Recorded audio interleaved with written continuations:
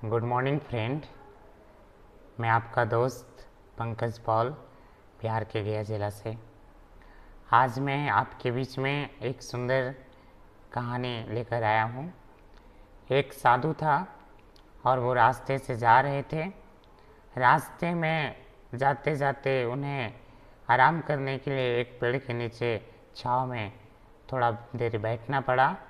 उसी दरमियान उन्होंने देखा कि एक गड्ढा में पानी है और उस गड्ढे में जो पानी है उसमें एक बिच्छू उब डूब हो रहा है।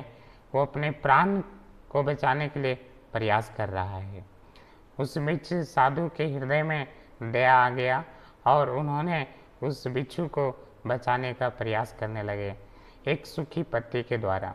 उसके बाद उस प्रयास में बिच्छू को बचाने के लिए साधु ने जब प्रयास कर रहे थे तो 3 बार बिच्छू ने उन्हें डंक मारा। तीनों बार साधु ने उस डंक का असहनीय दर्द को इग्नोर करते हुए उन्होंने फिर से प्रयास करना प्रारंभ किया।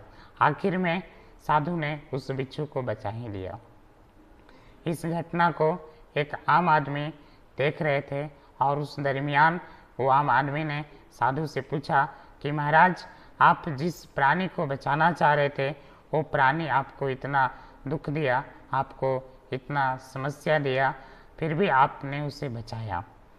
साधु ने बड़ा सरल भाव से बोला और कहा कि बेटा, बिच्छू का स्वाभाविक से जो प्राकृतिक नेचर है और जो उनका स्वभाव है वो अपने बचाव में डंक मारना, और मनुष्य का स्वभाव है कि हमें उसको प्रेम करना। हम साधु का स्वभाव है हमें एक दूसरे से प्रेम करना। जी हाँ मेरे प्रिय दोस्तों, मेरे प्रिय भाई बहनों, आज का संसार में हम मनुष्य अपने स्वभाव को छोड़ दिए हैं। हमारे अंदर प्रेम, दया और कृपा जैसे कोई बात दिखता ही नहीं है। हम उस मनुष्य, उस जानवर से भी बद से बदतर हो गए हैं। जानवर अपने स्वभाव, अपने नेचर वो अपने जीवन में बनाए रखा हुआ है, लेकिन मनुष्य अपने जीवन से ये जो प्रेम और करुणा और भलाई का स्वभाव जो है उसके अंदर है वो खत्म हो गया है। आज लोगों को जलाने के लिए माचिस की ज़रूरत नहीं, बल्कि मनुष्य अपने आप से खुद से जल रहे हैं। हमें पवित्र शास्त्र में भी ये बातें आया है कि बुराई से मत हारो, बल्कि बुराई को भलाई से जीत लो। जी हाँ मेरे प्रिय भाई बहनों, हम मनुष्य को अपने मनुष्य ह्यूमैनिटी, अपने जो कर्तव्य है उससे हमें नहीं हटना चाहिए।